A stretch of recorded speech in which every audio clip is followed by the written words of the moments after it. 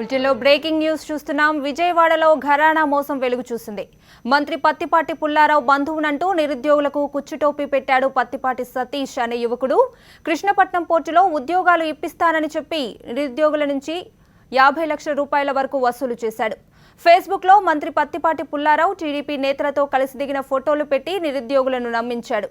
మంత్రి ఇంటి పేరు ఉండటంతో నిరుద్యోగులు నమ్మి మోసపోయారు. బాధితులు పోలీసులకు ఫిర్యాదు చేశారు. సతీష్ పరారీలో ఉన్నాడు. నిందితుడి కోసం పోలీసులు గాలిస్తున్నారు. దీనిపై పూర్తి వివరాలు మా కరెస్పాండెంట్ తిరుమలరావుని అడిగి తెలుసుకుందాం.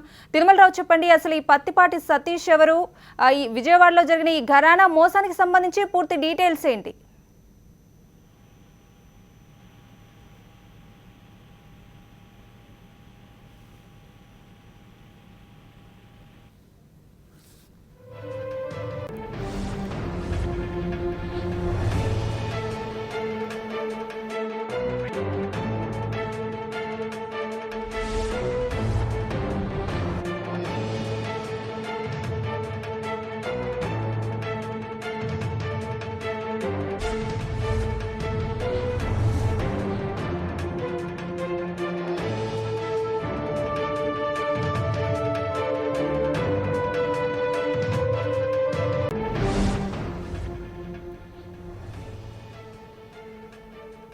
ప్రస్తుతం సతీష్ పరారీలో ఉన్నట్లుగా సమాచారం అందుతోంది. దీనికి సంబంధించి పూర్తి వివరాలు మా కరెస్పాండెంట్ తిరుమలరావుని అడిగి తెలుసుకుందాం.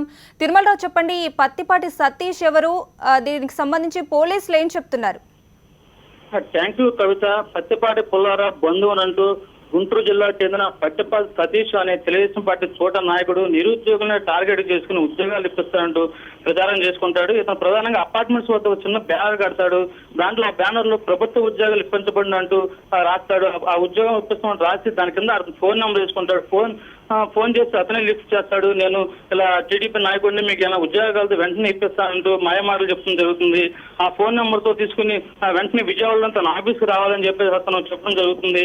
వెంటనే ఆఫీస్కి వెళ్తే ఆఫీస్ టేబుల్ మీద ప్రధానంగా ముఖ్యమంత్రి చంద్రబాబు నాయుడు దిగిన ఫోటోలు, నారా లోకేష్ దిగిన ఫోటోలు, పత్తిపాటితో దిగిన ఫోటోలు, దేవినేని ఉమామహేశ్వరరావు ఫోటోలు, అలాగే విజయవాడ తూర్పు ఎమ్మెల్యే గద్దె రామ్మోహన్ రావు, విజయవాడ ఎమ్మెల్సీ బుద్ధ వెంకటరావు దిగిన ఫోటోలు అతను కనిపిస్తాయి.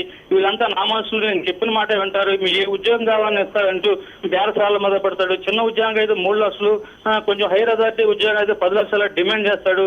డిమాండ్ చేసిన తర్వాత ఒక 10 రోజుల పాటు ఆ నిరుద్యోగులతో టచ్ లో ఉంటాడు. మీకు ఆ ఉద్యోగం రెడీ అవుతుంది, మీకు ఇచ్చేస్తాం, సిద్ధంగా ఉన్నారు, కట్మట్టుపులు రెడీ చేసుకుని అంటూ మాయమాటలు చెప్తాడు. మాయమాటలు చెప్తున్నా అలా 2-3 నెలలు సమయం సాగించిన తర్వాత అతను మళ్ళీ ఫోన్ స్విచ్ ఆఫ్ చేయడం జరుగుతుంది. అలా గుంటూరు జిల్లా, కృష్ణా జిల్లాలో పలు నిరుద్యోగుల మోసం చేసినట్టు సమాచారం మన దగ్గర ఉంది. దీనికి సంబంధించి ఒక నాగలక్ష్మి ఇలా విసిరి విచారిపోయి నాగలక్ష్మి అన్న మహిళ, భవానీపురానికి చెందిన నాగలక్ష్మి అన్న మహిళ ఒక 10 రోజుల క్రితం గట్టిగా అతను డిమాండ్ జరిగింది. నా ఉద్యోగం ఇప్పిస్తారు, నా డబ్బులు తిరిగిస్తారంటూ అతని మీద గట్టిగా ఒత్తిడి చేయడంతో అతను ఉద్యోగం ఇప్పిస్తానంటూ కంగారు పడుతుంటూ అట్లా ఒక 2-3 నెలలు సాగదీయడం జరిగింది. ఆగ్రహించిన ఆ మహిళ ఒక 1 వారం రోజుల క్రితం నున్న పోలీస్ స్టేషన్ లో ఫిర్యాదు చేయడం జరిగింది. నున్న పోలీసులు ఫిర్యాదు చేసినప్పటికీ స్థానికంగా ఉన్న ఎమ్మెల్యేలు, ఎమ్మెల్సీలు ఆ కేసు బయట రాకుండా నొక్కి పెట్టే ప్రయత్నం చేశారు.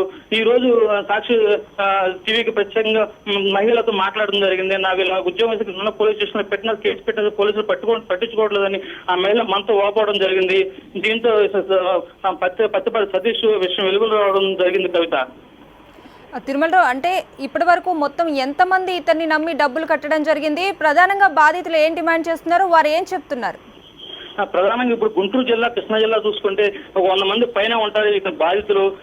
ప్రధానంగా ఒకటే డిమాండ్ చేస్తున్నారు, మాకు ఉద్యోగాలు ఇస్తాను నమ్మబలిగాడు, మమ్మల్ని మోసం చేశాడు, ఇంకా చాలా మంది మోసం చేసినట్టు తెలుస్తుంది, మాకు డబ్బులన్నా తిరిగి ఇచ్చేస్తారు చాలు, ఉద్యోగం పోతే దేవుడు అడుగు, అప్పు చేసుకుని మేము డబ్బులు అతను కట్టాము, డబ్బులు అడుగుతుంటే మా మీద దౌర్జన్యం దిగబడుతున్నా అంటున్నారు. టీడీపీ నాయకులతో మేము అక్రమ కేసులు బనాయిస్తామని చెప్పేసి ఈ బాధితులు భయాందోళన చేస్తున్నారు. వీళ్ళు ధైర్యం చేస్తున్న మహిళ భవానీపురం చెందిన నాగలక్ష్మి అనే మహిళ నుండి వాళ్ళ అల్లుడికి ఉద్యోగం ఇస్తానంటే 5,50,000 తీసుకోవడం జరిగింది. ఆ మేరకు ధైర్యం చేసి కేసు పెట్టి నమోదు చేసింది.